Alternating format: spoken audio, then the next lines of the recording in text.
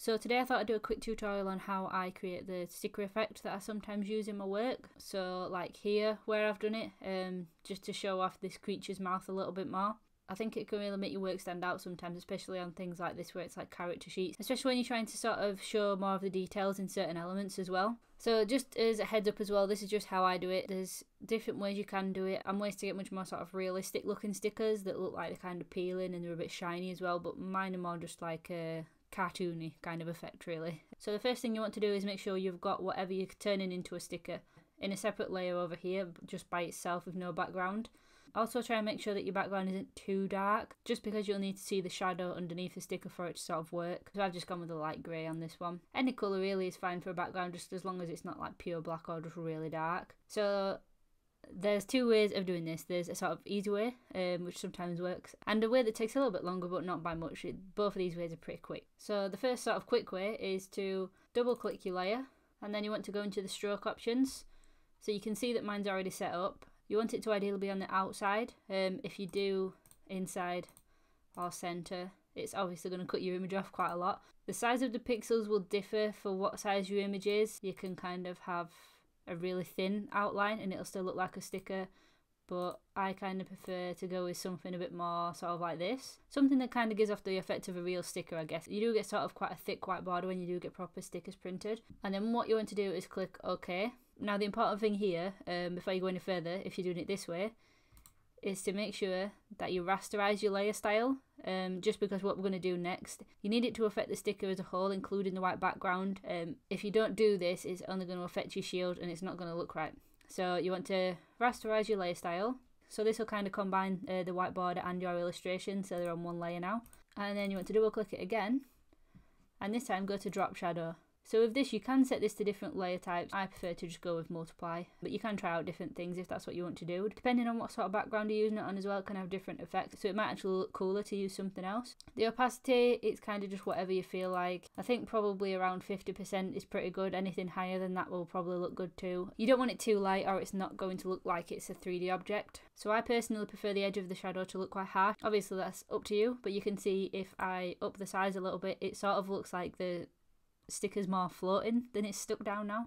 It's kind of better to keep it quite low, I think. You do want to up the distance a little bit. Obviously you don't want it like too low like I've got now. You kind of just want it just enough that it looks like the sticker's very thin and stuck down. So just a really, really thin shadow. Obviously if you go too much, again, it looks like it's hovering. So this will differ again depending on the size of your file, but you just want a really, really sort of thin shadow. The angle, again, that's up to you. It depends on the rest of your image and where your light's coming from. But I prefer personally to keep the angle of the light quite high. And then just click OK and you've pretty much got a sticker right there. You can put this onto other things. I sometimes use fake masking tape as well, just to add a little bit of an extra effect on it. I think it just kind of helps to make your image a little bit more dynamic rather than just having like sort of a flat illustration. But yeah, that's a quick way.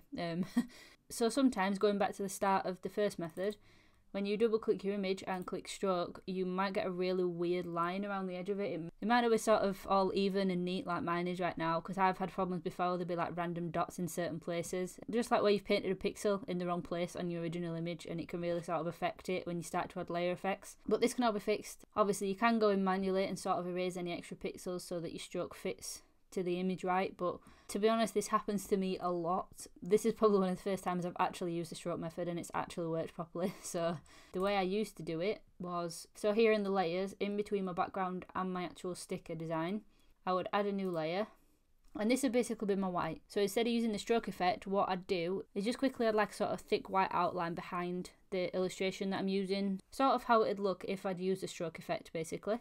So when you're doing this, you do want to use like a brush with a really hard edge as well, because you do want it to look like an actual paper sticker. Just something like one of the Photoshop default brushes is absolutely fine. So once you've done that, it's kind of just the same steps as before for the shadow.